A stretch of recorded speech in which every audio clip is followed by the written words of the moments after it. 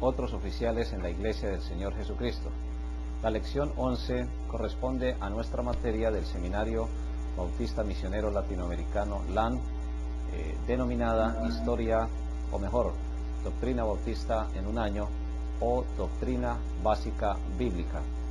Esta materia tiene 52 lecciones y cada una de ellas nos permite profundizar en el conocimiento de la sana doctrina, pero en cuanto a su parte básica. Queremos invitarles a que nos acompañen en unos momentos de oración a nuestro Padre Celestial. Bendito Señor, te damos muchas gracias por la misericordia que nos tienes, por entregar a tu Hijo, el Señor Jesucristo, en una cruz por nuestros pecados. Te damos gracias porque sabemos que tú nos amas y que nada nos puede separar del amor tuyo, como tú nos enseñas en tu palabra, aún ni siquiera nosotros mismos, ni ninguna otra cosa creada. Pedimos tu bendición por cada hermano, por cada hermana que nos acompañan en estas lecciones. Permite que ellos también sean usados, pero siempre para la gloria tuya, para el enriquecimiento de tu reino, y que las necesidades que ellos y nosotros tenemos, tú las suplas de acuerdo a tus riquezas en gloria y a tu perfecta, completa y santa voluntad. Ilumínanos a lo largo de esta lección, en Cristo Jesús, nuestro amado Salvador. Amén. Otros oficiales de la Iglesia del Señor Jesucristo es el título de la lección número 11. Inicialmente queremos invitarles al libro de Romanos en el capítulo número 12.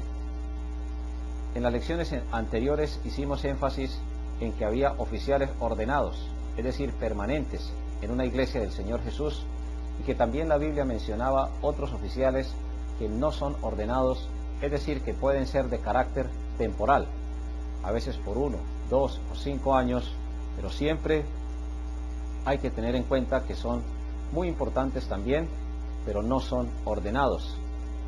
Otros oficiales de la iglesia son mencionados de una manera indirecta en el libro de Romanos en el capítulo número 12. Los dos oficiales ordenados que ya mencionamos en las lecciones anteriores son el pastor, que se ocupa de los asuntos espirituales básicamente, sin desconocer también su atención en algunas cosas materiales, y los diáconos, llamados por el Señor también a través de la iglesia, que se ocupan de todos los asuntos materiales, sin desconocer que hay ocasiones en que también pueden y deben atender asuntos espirituales. En Romanos capítulo número 12, el apóstol Pablo, escribiendo a una iglesia local, y esto es bien importante entenderlo, no está hablando a la familia de Dios, está hablando a una iglesia local, al cuerpo del Señor Jesucristo, local, visible, totalmente autónomo, independiente, totalmente democrático. Romanos 12:1, el apóstol les dice: así que, hermanos, os ruego por las misericordias de Dios que presentéis vuestros cuerpos en sacrificio vivo, santo, agradable a Dios, que es vuestro culto racional. En el verso 12 nos dice: no os conforméis a este siglo, sino transformaos por medio de la renovación de vuestro entendimiento.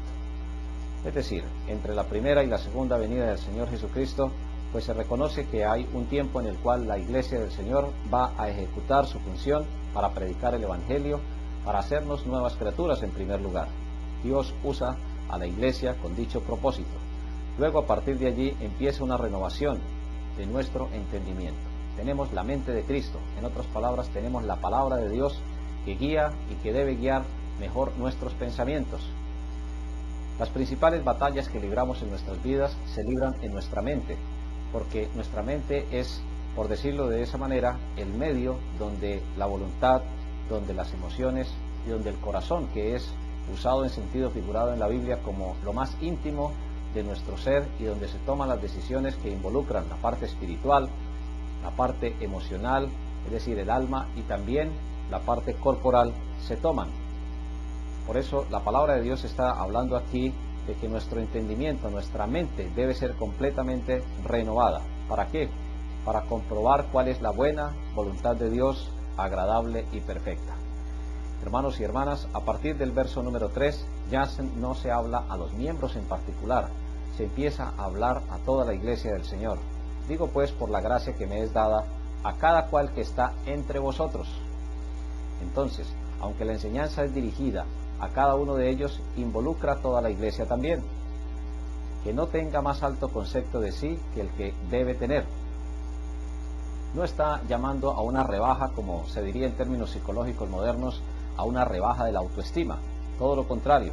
Lo que Dios está diciendo es que al amar a Dios y al prójimo como a nosotros mismos, entonces vamos a tener un amor suficiente para poder servir al Señor, sino que piense de sí con cordura. En otros términos significa que nosotros debemos reconocer que si le servimos a Dios es porque Él nos ha llamado y porque Él nos ha dado todo lo que tenemos para servirle, conforme a la medida de fe que Dios repartió a cada uno. A partir del verso número 4, entonces se nos enseña que la iglesia es interdependiente cuando los miembros unos con otros tenemos plena comunión, de tal manera que en un cuerpo tenemos muchos miembros, pero no todos los miembros tienen la misma función. Verso número 5. A partir de acá empieza a profundizar en la comparación entre el cuerpo humano y la iglesia del Señor Jesucristo, que también funciona en cierto modo, guardadas las proporciones, como funciona también biológica y físicamente un cuerpo humano. Así nosotros, siendo muchos, somos un cuerpo en Cristo. ¿A quién está hablando? A la iglesia local, visible, autónoma y democrática. Todos miembros los unos de los otros. De manera que teniendo diferentes dones, según la gracia que nos es dada, si el de profecía, úsese conforme a la medida de la fe. Hay personas que son llamadas a servir, por ejemplo, en la enseñanza. Aquí la palabra profecía significa proclamar. Hay personas que de una o de otra manera son llamados, y cuando decimos de una o de otra manera, significa que a veces Dios inquieta en el corazón del hermano, a veces Dios inquieta en el corazón de los hermanos, a veces es la iglesia la que invita a un hermano y le dice: por favor, denos un estudio de la palabra de Dios, por favor, presente un mensaje del Evangelio, acompáñenos a hacer una visita, acompáñenos en una campaña de evangelización, acompáñenos en una labor de visitación, por decir algo. Entonces esa persona no es un pastor ordenado, no es tampoco un diácono ordenado, pero sí es una persona que puede ser usada por Dios, porque Dios le ha dado el talento de ser un predicador. Hay iglesias que dan a sus predicadores unas licencias, es decir, a una persona se le permite que vaya y predique el Evangelio, tiene licencia de predicar. Es muy posible que esa persona tenga el don de proclamar, y aquí no está hablando de proclamar el futuro. En las lecciones anteriores vimos que profetizar el futuro no es hoy en día válido porque la palabra de Dios ya está terminada. Repetimos otra vez el ejemplo. Si alguien necesita realizar un viaje, si alguien necesita comprar una propiedad, si alguien necesita tomar una decisión, por ejemplo, de contraer matrimonio con un hombre o con una mujer, pues deberá buscar los requisitos que se mencionan en la palabra de Dios, y como lo estudiamos ya, cuando tenga paz en su corazón, ella misma, la paz de Dios, gobernará el corazón de la persona y tomará una buena decisión. En otras palabras, si una persona tiene dudas, tiene inquietudes, tiene temores todavía en cuanto a tomar ese tipo de decisión, pues sencillamente no la tome, porque no tiene paz en su corazón todavía completa para tomar ese tipo de decisiones. Entonces, profetizar no es anunciar el futuro o decirle a una persona lo que debe o no debe hacer. Es Dios quien a través de su palabra y en el corazón de la persona trabajará para que esa persona tome también como miembro de la iglesia una decisión que sea de gran bendición para su vida. Y muy particularmente en algunas épocas de la vida se toman decisiones de gran trascendencia, y esas decisiones siempre deberán ser tomadas bajo la oración, bajo la dirección del Señor y a través de su palabra. Entonces aquí no es como se aplica en algunos lugares, que hay personas que le hablan al oído a otras personas y le dicen que realice determinadas actividades, viajes, compras, o que contraiga, por ejemplo, matrimonio o nupcias, o realice algunas decisiones en su vida personal porque se lo dijo el profeta X o porque se lo dijo el profeta Y. De ninguna manera la palabra de Dios autoriza ese tipo de, entre comillas, dones o llamamientos. De lo que está aquí hablando la palabra desde el original griego es que la persona que ha sido llamada o que tiene mejor el don de proclamar el Evangelio, pues que lo haga bajo siempre la autoridad de la iglesia del Señor. De tal forma que profecía aquí significa proclamar, significa anunciar, porque en la Biblia, otra vez repetimos e insistimos, la palabra profecía tiene varios significados.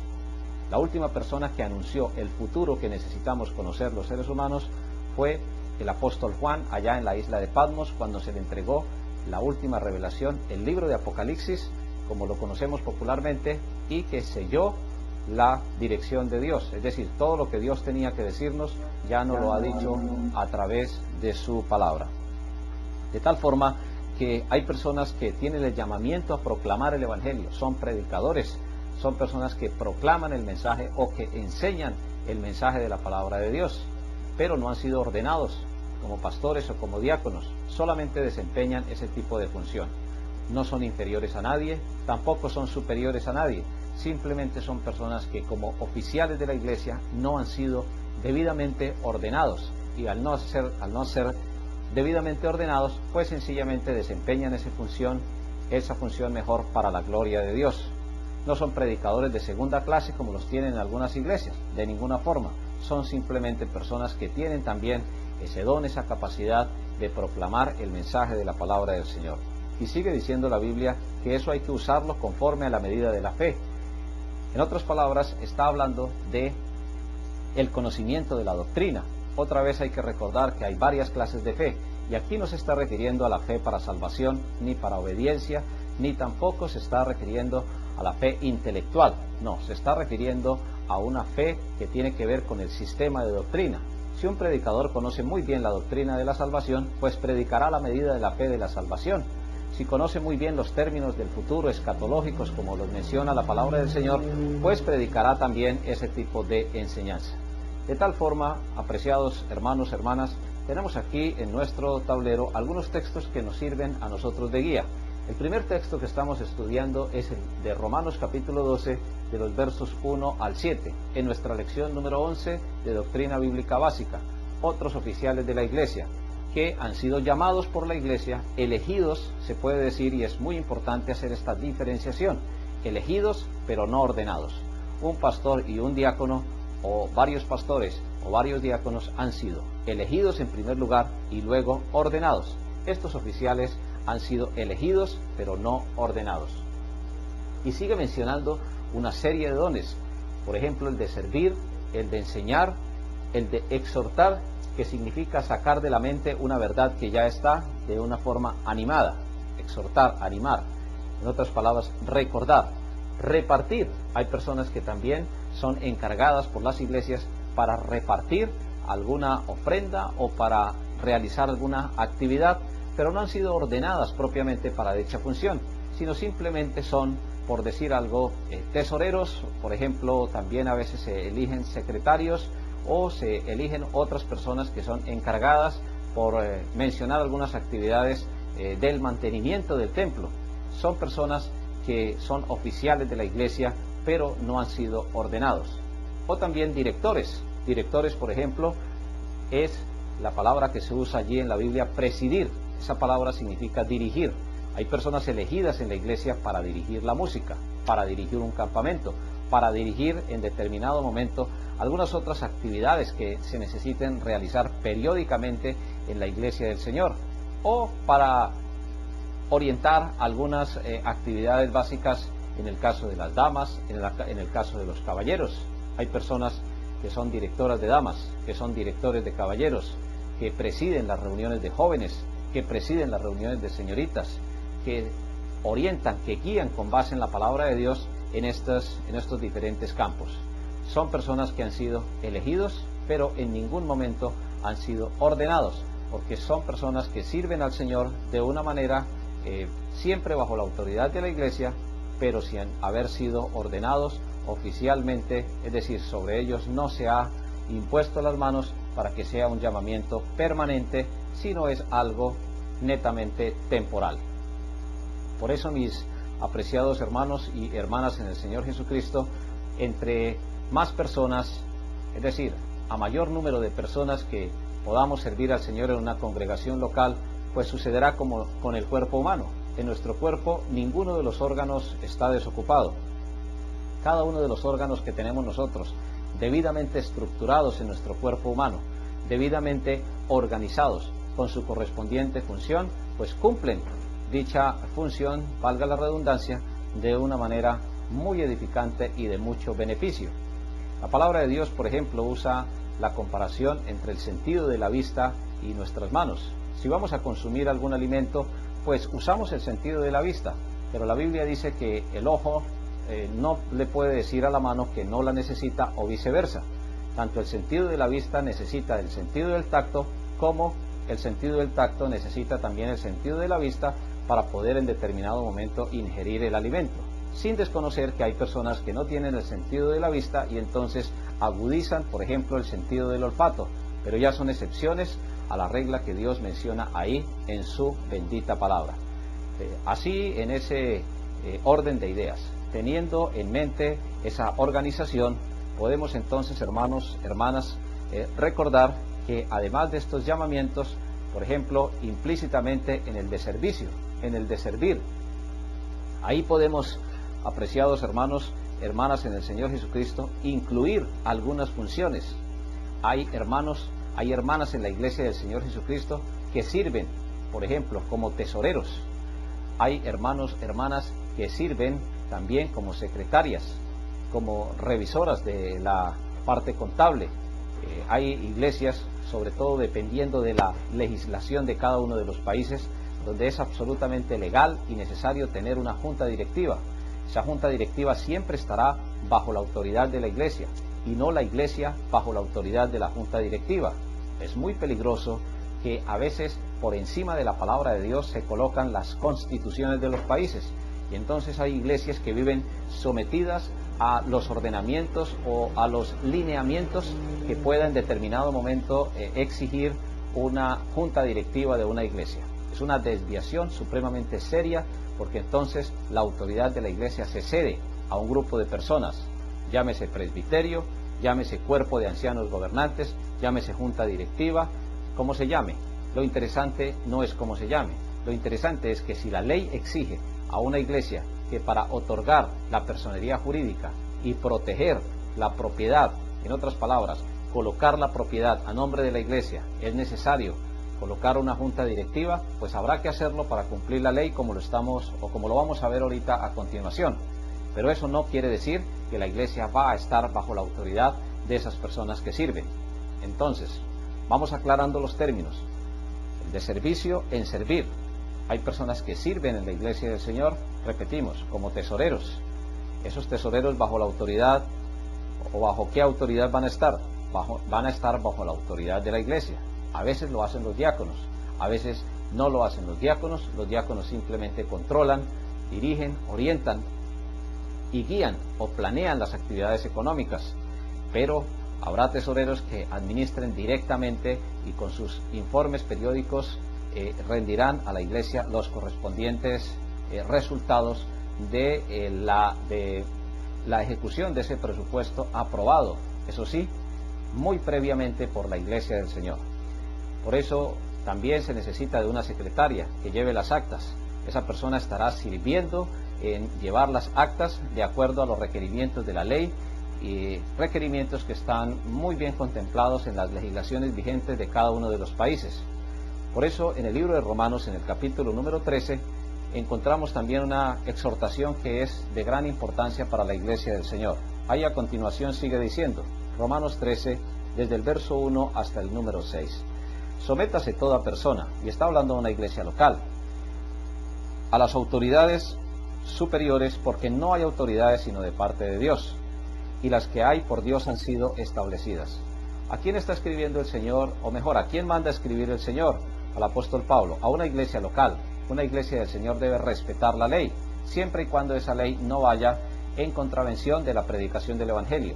Por decir algo, si surge una norma nueva en una constitución que prohíbe la predicación del Evangelio, una iglesia no está obligada a cumplir esa norma legal, debe continuar la predicación del Evangelio.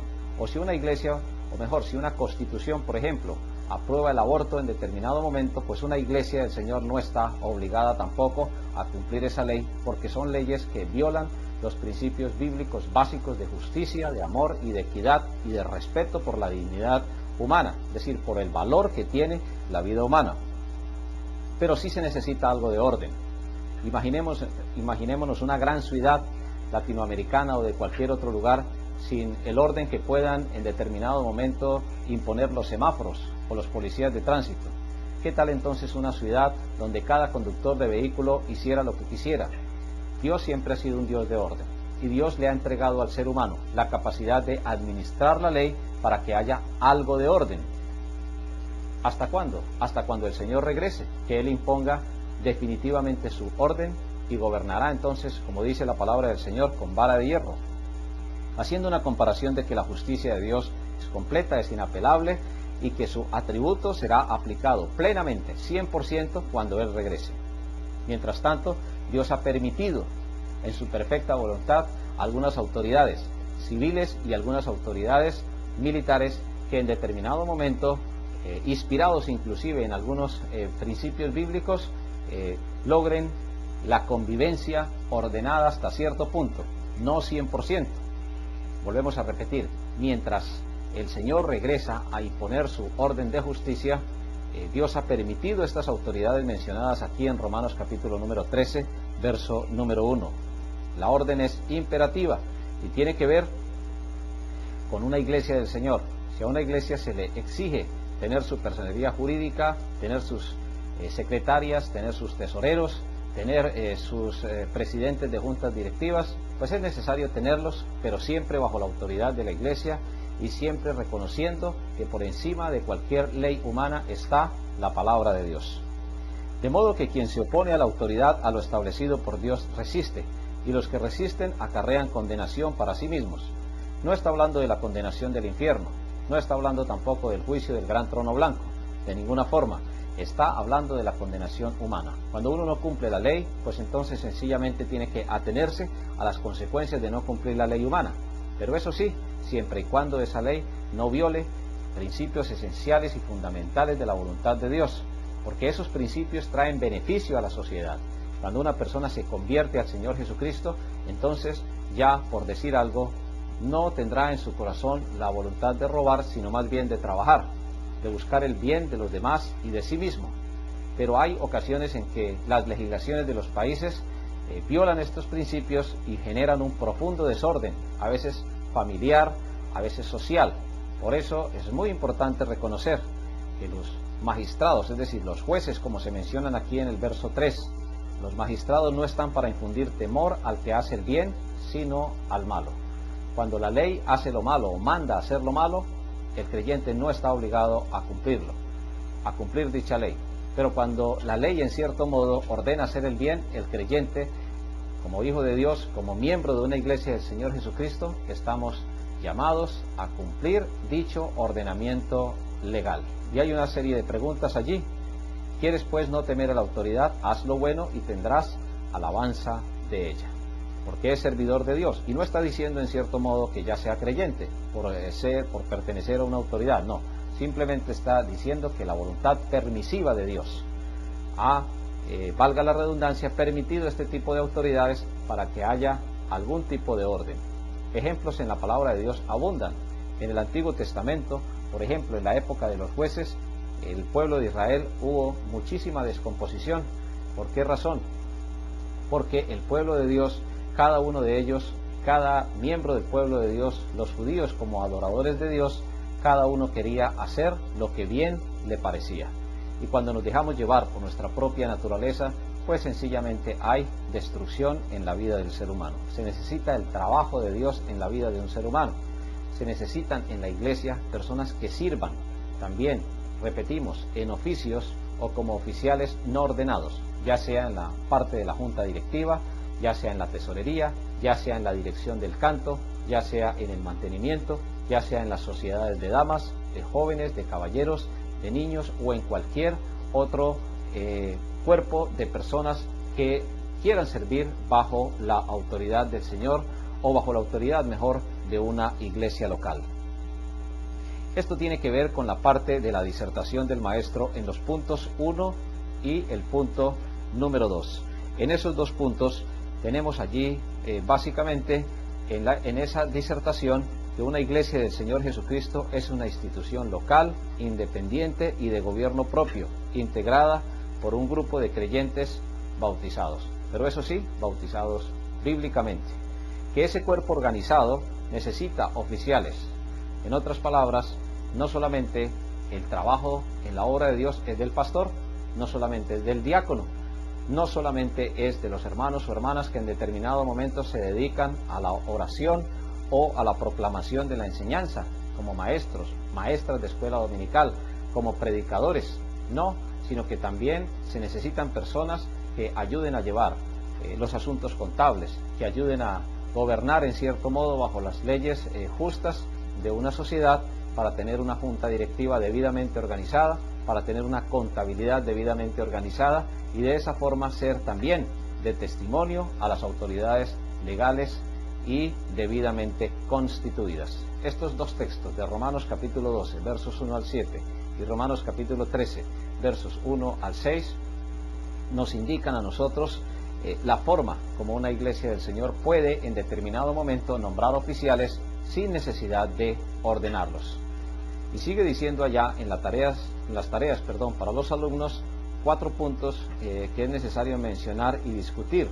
Mencione usted los oficiales de la iglesia que son electos pero no ordenados.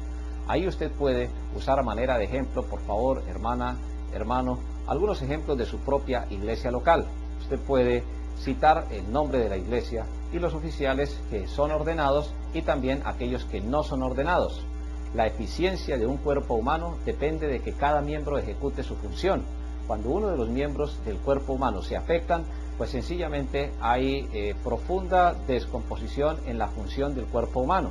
Hay descompensación, sería mejor el término, porque unos órganos entonces trabajarían más que otros. Y eso es muy frecuente en las iglesias. Hay hermanos, hay hermanas que trabajan con mucho valor, denodadamente en el servicio del Señor, mientras otros sencillamente, escasamente, asisten muy de vez en cuando y se interesan muy poco por las cosas de Dios.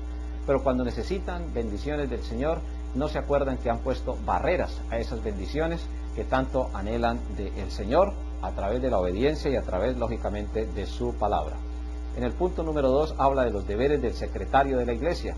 Cada iglesia local debe tener sus propios estatutos con funciones muy plenamente definidas de cada uno de los secretarios.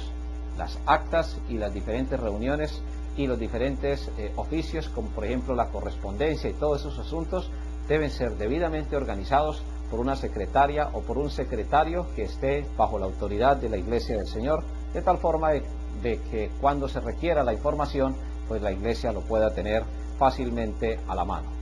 También en cuanto a los deberes del tesorero, y es muy importante aquí que hayan varias personas, por ejemplo, que cuenten el dinero, que haya varias personas responsables. Hay países donde es muy fácil, por decir algo, tener una cuenta bancaria, tener control sobre los ingresos de una iglesia del Señor.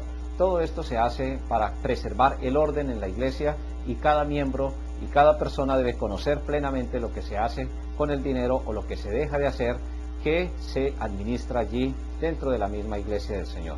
También la razón y los deberes de los directores. Existen diferentes directores. Por favor, en esas tareas para los alumnos es esencial que usted especifique las funciones, por ejemplo, de cada una de las sociedades, damas, caballeros, jóvenes, si existen, y si no existen, pues las personas como iglesia del Señor pueden en determinado momento responder esa pregunta a usted, apreciado hermano, hermana en el Señor Jesucristo, entendiendo que todos debemos trabajar en la obra del Señor. Cuando todos trabajamos, entonces se ve el trabajo de todos. Cuando trabajan una o dos personas, pues se va a ver el trabajo de una o dos personas solamente. Es un principio bíblico muy básico, muy esencial en cuanto a la iglesia del Señor. Como iglesia somos un cuerpo, todos con diferentes funciones. Ninguna función es diferente o superior, mejor. Diferentes sí son, pero no superior la una a la otra. Por decir algo, si hay un hermano o hermana que barre el templo, estará sirviendo a Dios y lo hará con amor.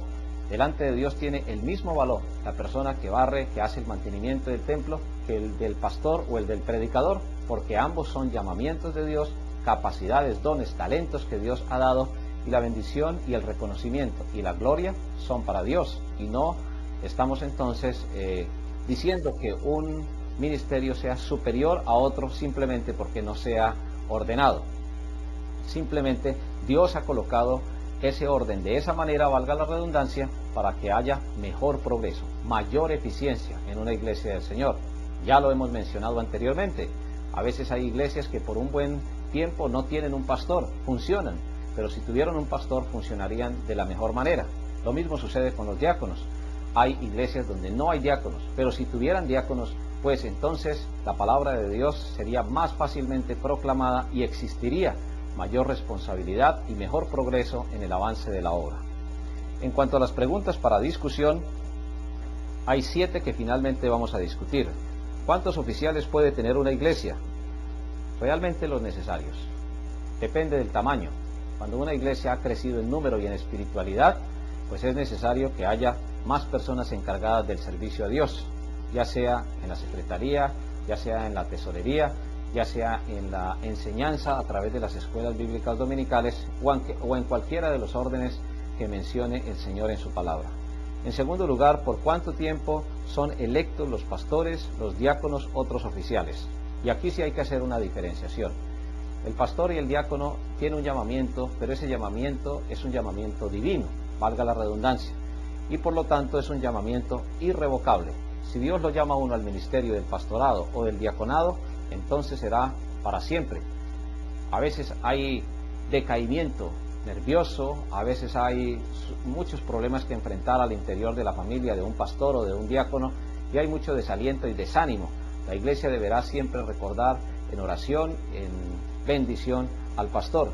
Pero en Romanos 11, verso número 29, se nos dice que irrevocables son los dones y el llamamiento de Dios. Está usando una comparación en cuanto al rechazo de Dios a Israel cuando vino el Señor Jesucristo, pero fue un rechazo temporal.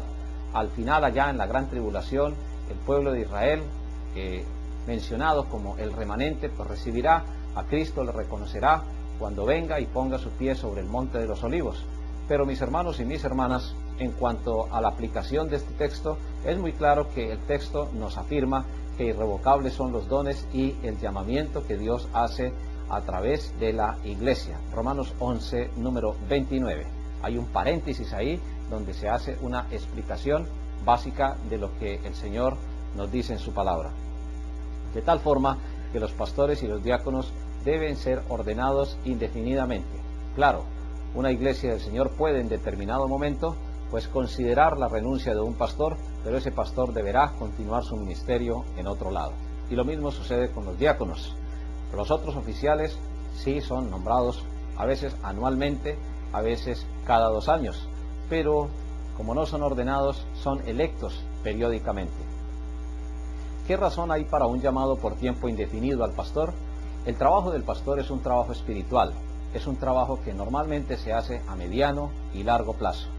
1, 2, 3 años, a veces inclusive hasta 10 años, son poco tiempo para desarrollar el discipulado, la enseñanza, para desarrollar todo el trabajo que Dios tiene que desarrollar a través de una iglesia.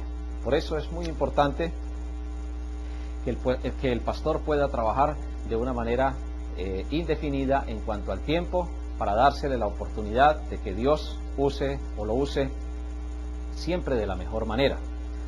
No solamente el llamado del pastor a ganar las almas a través de la proclamación, de la predicación del Evangelio, también a servir en el discipulado, en la enseñanza y en el cumplimiento de las ordenanzas. No encontramos en la palabra de Dios un pasaje donde se justifique algunas prácticas de iglesia cuando ordenan a sus pastores por 1 año y cada año están renovando dicha ordenación o dicha elección. No existe una base bíblica definitiva para hacerlo de esa manera. En cuarto lugar, ¿por qué ha de ser indebido el nombramiento de un diácono? O indefinido mejor. La palabra indefinido también tiene que ver con esto que acabamos de leer en Romanos 11, 29. Si Dios llama a un diácono a servir a una iglesia, lo llama de una manera irrevocable. Es decir, lo llama para siempre, lo llama de una manera definitiva. ¿Por qué el nombramiento anual de los demás oficiales? Bueno, es una decisión de la iglesia del Señor Jesús. La iglesia es la que debe decidir si ese llamamiento de los demás oficiales debe ser anual o no. Hay ocasiones en que las legislaciones de los países exigen que anualmente sea renovado el registro de la personería jurídica, o anualmente también, cada año, sea renovada el asunto de la junta directiva.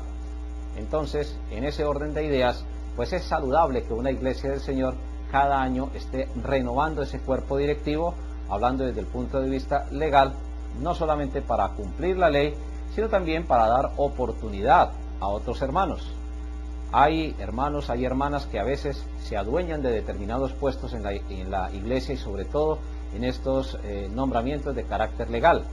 Y a veces eso cae en prácticas que son demasiado apartadas de la palabra de Dios. Hay iglesias que han definitivamente perecido como iglesias locales, se han acabado porque un hermano o una hermana se han enseñoreado de la presidencia, por ejemplo, de la junta directiva o de la revisoría fiscal de la junta directiva, y si no se hace lo que ellos dicen, entonces definitivamente no permiten el avance de la obra del Señor. Son prácticas, son maquinaciones de Satanás, del enemigo, que quiere siempre ver destruida la iglesia del Señor. Satanás sabe que si la iglesia es fuerte, la verdad va a llegar a los corazones de las personas y las personas van a ser dichosas. Y al ser dichosas, entonces sabemos que él, en cierto modo, es plenamente derrotado. Por eso, mis amados hermanos, hermanas, es muy importante recordar que la rotación en estos cargos, aunque no es siempre aconsejable, sí en cierto modo es muy saludable que lo haya, en el sentido de que cuando una persona quiere ejecutar un cargo, lo quiere hacer con responsabilidad, quiere en determinado momento servir al Señor, pues que lo haga dando una muy buena rotación a los hermanos y hermanas que también quieren servir al Señor. En sexto lugar, la pregunta es: ¿cómo debe una iglesia elegir sus oficiales? Y hay una serie de opciones. Por proposición casual.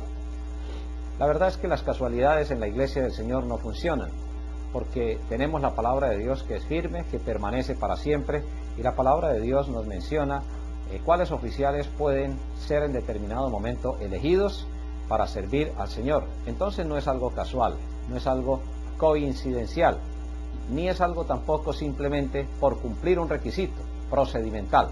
No, está hablando de un llamamiento a servir al Señor. Si es en el ministerio del pastorado, de acuerdo a las posibilidades y a los requisitos; si es en el ministerio del diaconado, de acuerdo a las posibilidades y a los requisitos, pues que sea para la gloria de Dios.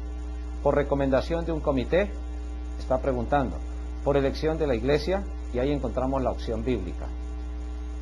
Un comité no es la iglesia. Tampoco una proposición casual, así desordenada, por decirlo de esa forma, o simplemente por una circunstancia. Se necesitó un maestro de escuela dominical a manera de ejemplo, y circunstancialmente alguien en determinado momento, aunque no quiera hacerlo o no sepa hacerlo o no tenga el llamamiento, entonces se le nombra por cumplir un requisito. Son cosas que desdicen del buen funcionamiento de una iglesia del Señor y que traen enormes dificultades a la iglesia del Señor. Mucho menos por nombramiento del pastor. A veces los pastores, como se dice aquí popularmente en América Latina, por salir del paso, entre comillas, le dicen a una persona que se ocupe de una clase de escuela bíblica dominical o de alguna función en la dirección de música o en la dirección de cualquiera de las actividades o diferentes asociaciones en la iglesia. Mis apreciados hermanos y hermanas, son errores profundamente graves. Se debe poner en oración el nombramiento, se debe considerar los requisitos, se debe buscar dirección de Dios con suficiente tiempo, con suficiente disposición y con la participación, primero voluntaria de la persona y segundo de que la iglesia en determinado momento considere que ha de ser de bendición el servicio del hermano a Dios y a la iglesia. Entonces, que una persona, llámese pastor, llámese diácono, llámese comité o llámese cualquier otra entidad o persona o casualidad en la iglesia del Señor, sea quien incida directamente, no es la voluntad de Dios. Es la iglesia en pleno, es toda la asamblea, porque otra vez insistimos, la palabra iglesia significa eso, una asamblea, un cuerpo, un grupo de personas llamadas aparte. Son ellos como iglesia del Señor buscando la dirección de Él para elegir una persona que sirva como oficial, ya sea ordenado o no sea ordenado. Finalmente, la pregunta 7 aparece: ¿qué ventajas hay en que un comité haga la recomendación dejando la elección a la iglesia? Cuando son nombramientos muy especializados, a veces la iglesia nombra un comité y ese comité rinde un informe, hace una recomendación, pero la iglesia es la que toma la decisión final. Pues si es la iglesia la que toma la decisión final, sin ningún tipo de presión, será siempre la voluntad del Señor. Queremos terminar con un texto en Gálatas capítulo 5, en el verso número 13. En ese texto vamos a encontrar, apreciados hermanos y hermanas, el principio esencial. Gálatas capítulo 5, en el verso número 13, a manera de conclusión. Dice la palabra del Señor allí: vosotros, hermanos, a libertad fuisteis llamados, solamente que no uséis la libertad como ocasión para la carne, es decir, para la naturaleza que hemos heredado de Adán, sino servíos por amor los unos a los otros. La mejor definición de amor, o una mejor, de las buenas definiciones, de las mejores definiciones en la Biblia del amor, la encontramos aquí. Amor es servicio. Cuando servimos a Dios, cuando servimos a la familia, cuando servimos al cónyuge, cuando servimos a la iglesia, que lo hagamos por amor, ya sea en un oficial ordenado o en un oficial no ordenado, porque amor es servicio. Dios nos sirve a nosotros todos los días. ¿De qué manera le estamos nosotros sirviendo a Dios? ¿Realmente por amor a Él y a lo que Él hace todos los días en nuestras vidas? Es una pregunta de reflexión. Esperamos sus tareas, sus comentarios, inquietudes, porque eso nos enriquece en cada una de estas lecciones. Que Dios nos bendiga a todos grande y ricamente.